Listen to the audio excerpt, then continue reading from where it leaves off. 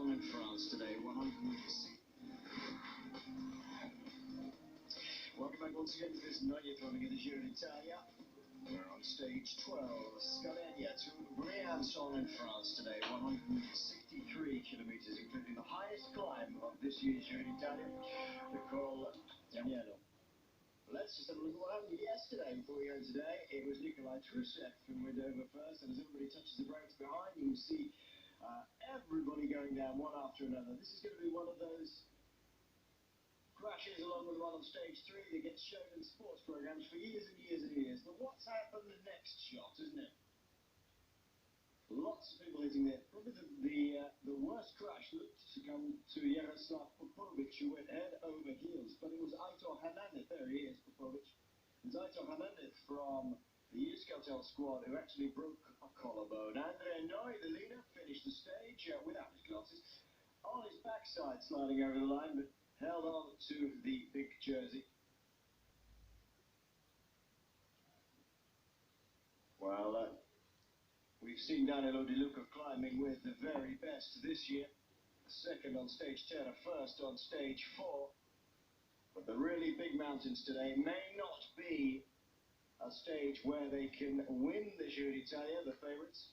But you could certainly lose it today as we go over two of the biggest climbs in this year's race. The Col d'Agnello, after 102 kilometres, 2,744 metres. And then the Col d'Izoire at 2,360 as we run into France. Certainly some of the big climbers are coming back into form now. We saw Riccardo Rico and Gilberto Simoni riding slightly better. But will Rico attack Simoni a la Cunego, attacking his team leader Gilberto Simoni here at Montevergine back in 2004 to take the stage victory and take over the lead? Simoni less than happy on that occasion. Will we see the same sort of situation with Riccardo Rico? Only time will tell.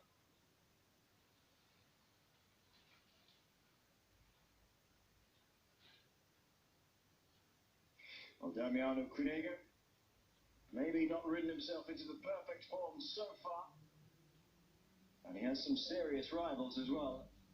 Young Andy Schleek in the lead of the Young Riders competition, showing he can attack in the mountains. Paolo Salvadelli, well, he hit the deck yesterday. Will it affect his climbing ability today? And Stefano Garzelli, well, as his best years past, we shall only be able to tell when we get to one of the mountains. We're expecting an attack by him at some point, even if it's not for the overall, just for a stage victory. This is the route today over the Col d'Agnello, the highest point and the site of the Kimo Coppi Prize. Double points available for going over the top first today. Let's piggyback up to date with what's happening out on the road. These two men, Johan Le Boulanger at the front there from Bouygues Telecom and Christophe Riblon, have been out since kilometre 14. And they have ridden to an enormous lead at the moment of about 16 and a half minutes. And the peloton quite happy to let them just go away at the moment.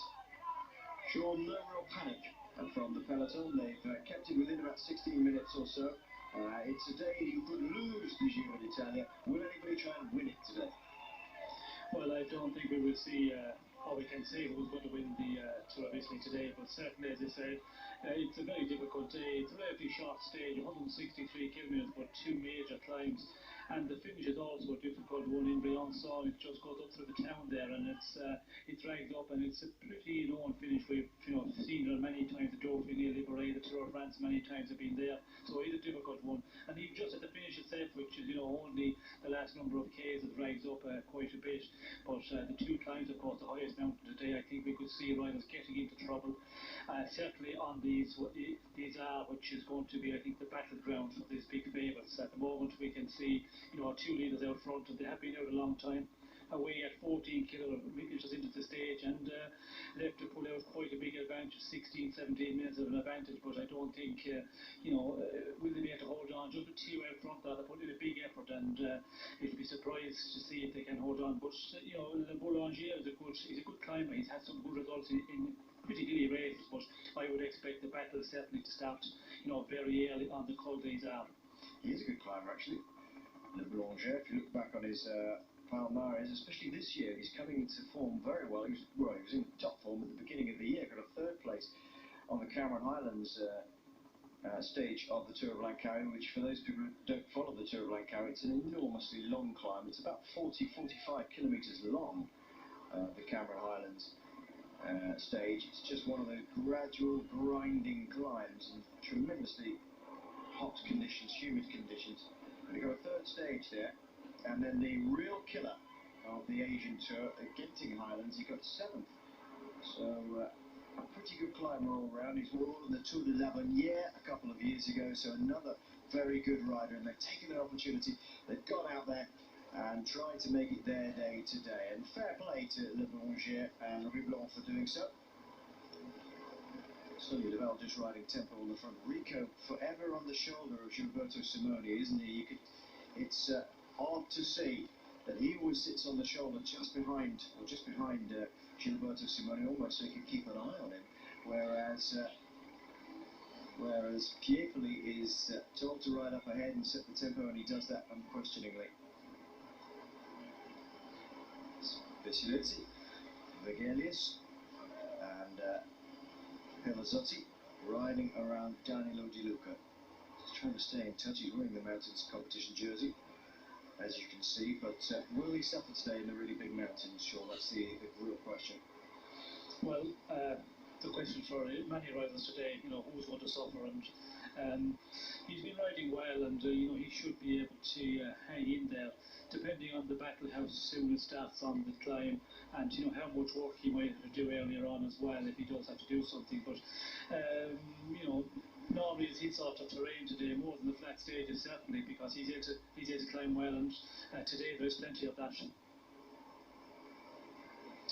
So the gap went out to about 17.5 metres, a little bit less now, but that's mainly because the two escape riders are on the big mountain of the day, the Col d'Agnello.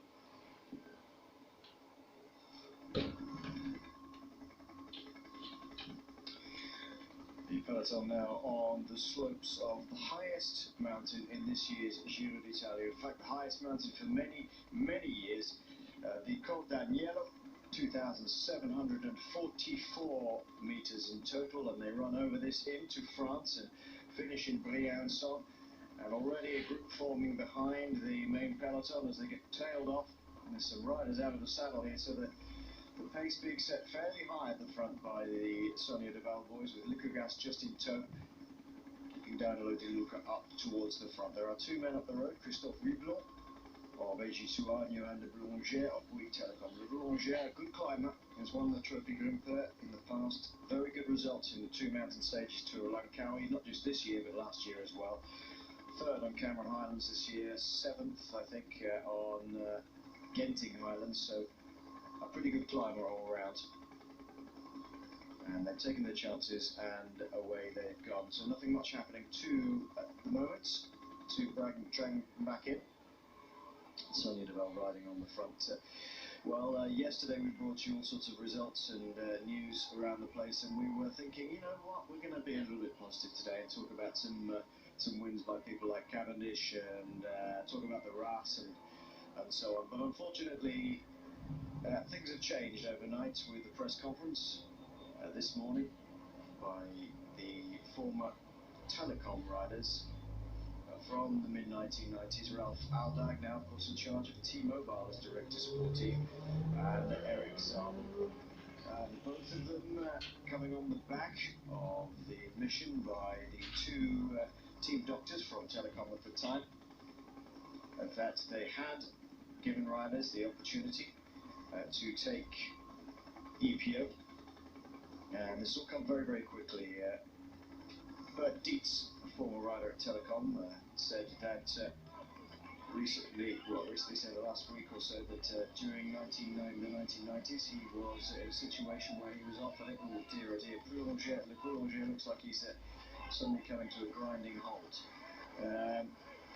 We've been given the opportunity to take EPO under doctor's supervision when they were there, and the doctors were administering at the EPO when they were there. Heinrich and Schmidt are the name of the doctors, all came out because of a former Swan year and said that this was the case. And on the back of that, a number of riders, Christian Hen being one of them, Bert Dietz another, admitting that this was the case. And this morning, press conference with Rolf Aldag, who up to this time had denied the use of any EPO, and Eric Zabel. And well, just as we start on that story, there's going to be a little no graphics yet. We were going to give you a statistic, but they're obviously having a few problems with that.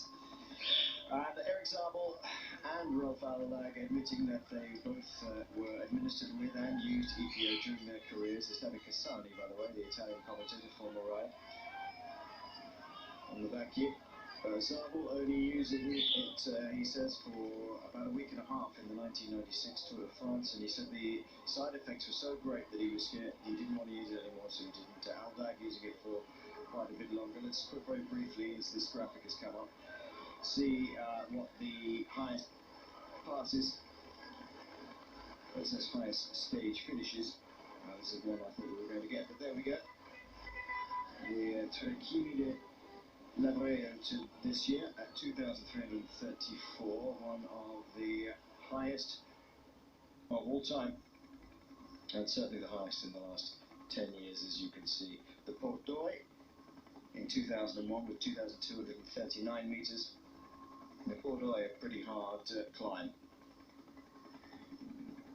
Well, the house of cards that surrounds people who deny, then admit, seems to be crumbling around Telecom, the 1990s team, and of course it will affect people from now onwards as well. We all know that there are people still involved in cycling who are involved in that Telecom team.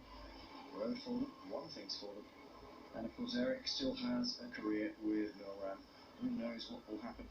Sean, it's not what we wanted to be talking about at the beginning of the stage with the biggest climb in the Giro de Italia, but we can't really avoid it. It's another terrible situation for cycling this morning.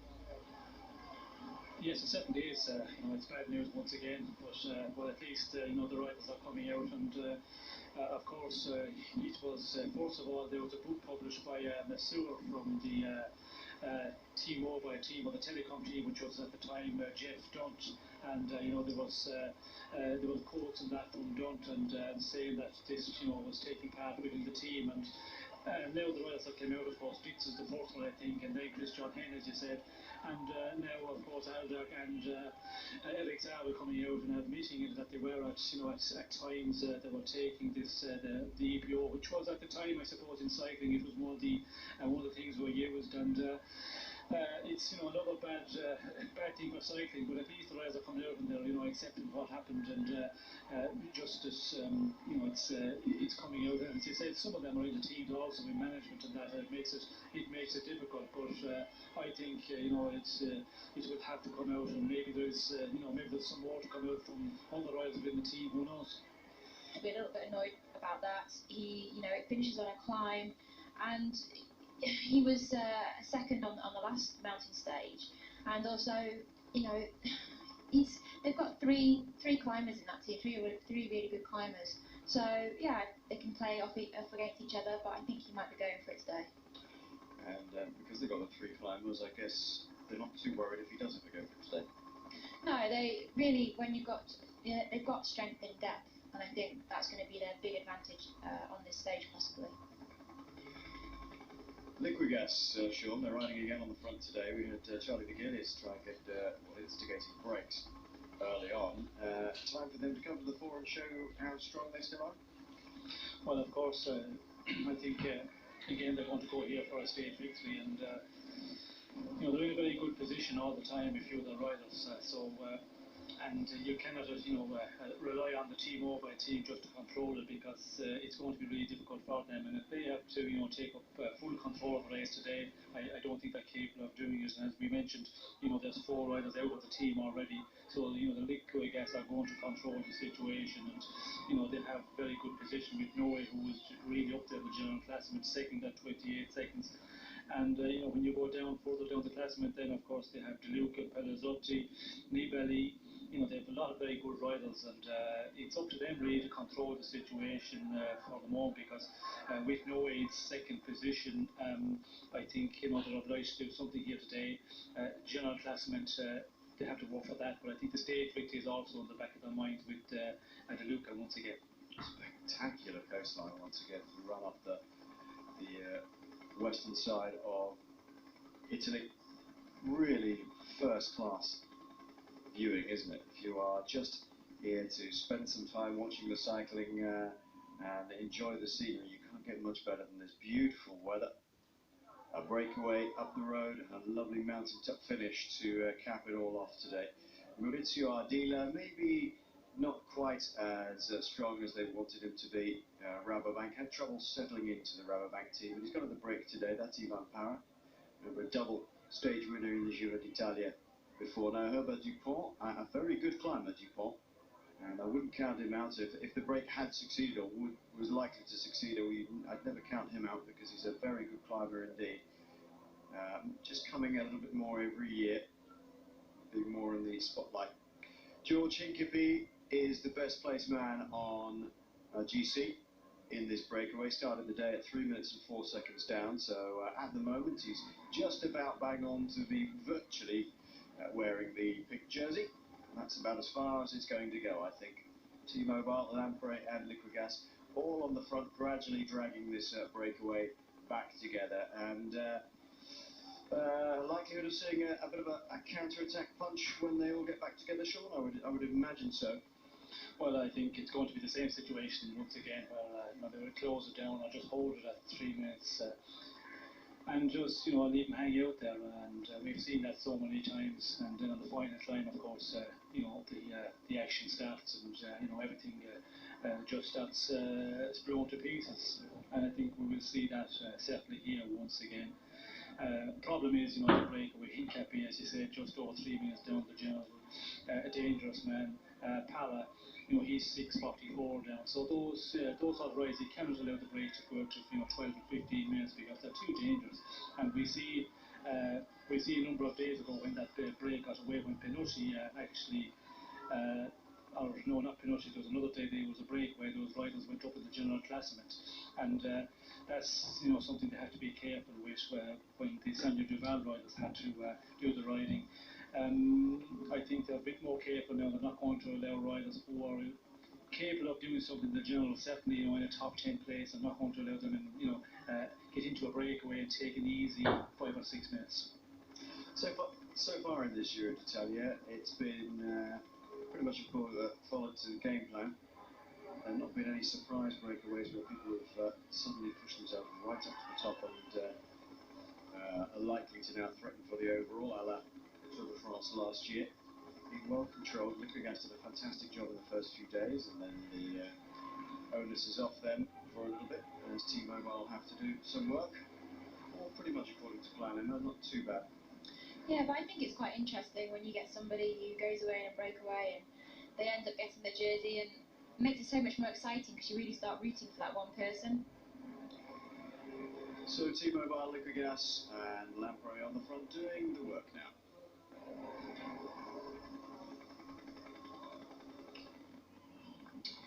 You are back live on stage 10 here in the Giro d'Italia with Maurizio Ardila in the breakaway. Along with George Hincapie, Ivan Para, the man there from Cofidis, a very good climber. And they went away after about 30k or so. They did have Charlie Ugelius with them for a while, and Francesco Bellotti, but they have been pulled back by the peloton. The gap is coming down gradually. Enrico Gasparotto is the rider on the front. A riding tempo for Liquigas at the moment. As the Belgian commentators in the box occasionally show the commentators inside. Hopefully they might show some of the Eurosport commentators in the Tour de France this year, especially on British Eurosport. Who knows? Dupont is in the break as well, and pretty strong breakaway this Sean. They've got some good riders in here. Yes, well, certainly, and it's nice to see RG in there because I think the Rabobanks will be happy. It's about time he got into a break, or it's just to show himself, because the past last year he did not do anything really exceptional either. And but unfortunately, this one is not going to go because the general classement guys up there are just too close for comfort. And as we can see, the teams, quite a few teams, controlling thing on the front of the bunch, quite early on. But it's good. It's a good sign to see RD up there, and of course, Hincapie as well. But he moved up, of course, with that breakaway 2 days ago, where they got quite a number of minutes. That 22-man group. But Pala is the one, he's up there, and he's been up there on the past mountaintop finish. He wasn't too far off. So I think he's the most dangerous one. And interesting to see today, the first hour that they were doing a incredible speed of 51.2 kilometers an hour. So, these guys didn't get away easily. They didn't just, roll off the front of the bunch and get into a break. It was very, very active in the beginning, and a lot of attacks. And as you said, it took quite a while for the breakaway to get the real breakaway, or the one to succeed, let's call it, to get away. So, the attacking was going on was quite a lot in the early stages of the race. Every now and again, we do get to see, we saw it on last year's Tour de France, a stage right from the very, very beginning. And when you do get the chance to do this on one of those very long days in the Tour de France, it's well worth it just for the interest factor. You get to see this early stage of the race where everybody's attacking off the front, and they'll push and they'll push and they'll push, and maybe only get 300-400 meters and hang out there for 2 or 3 kilometers, then somebody else will go up the front, and somebody else will go up the front. It takes a long time for a break to develop in a big race. Yeah, you don't really see the first hour, where really sometimes if it's a very, very hilly stage right at the end, then sometimes people, they want to try and get away. The non-climbers, they want to have as much time as possible when they hit the final climb, just to give themselves a really good chance of getting a good result. And so in the first hour, sometimes it can just be attack. And it takes a long time for that piece of elastic to break. Let's just have a look how the climbers stack up at the moment after the first climb of the day. And you can see that Fortunato Ballerini has moved into the points. He's just above Andy Schleek now, in fact, who has 4 points, just off that table. And Ballerini, Cuniego on 6. Schwab, who was in the breakaway the other day with Pinotti, has 8 points. Pinotti himself also with 8. Cruz, Rico, Sella, De Luca, and Leverde. Leverde wearing the green jersey today at the top of the table with 23 points. So De Luca the next best on 15. But you never know, it could all change today if De Luca has another good day. Or in fact, if Ricardo Rico has a bit of a dig, Leverde might hang on to the green jersey by the end of today. He has 23 points. There's 10 available at the top of the final climb of the day. The 2 who could depose him if they won the stage were Danilo De Luca and Emanuele Sella. Just hang on to it for another day. That's a good sign for Leverde, but it's going to become increasingly difficult for him as we go into next week. He's a good climber, Sean, but I don't think he'll live with a...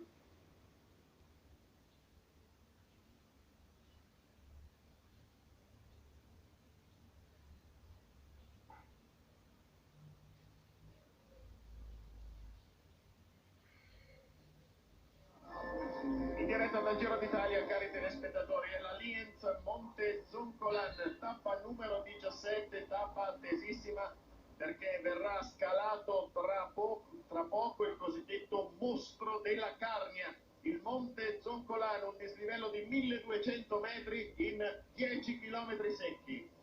Ne abbiamo già parlato a lungo di questa salita, adesso invece vediamo i corridori in fuga in questa salita di 3,5 km. Vedete proprio la grafica, la salita che terminerà a Tualis.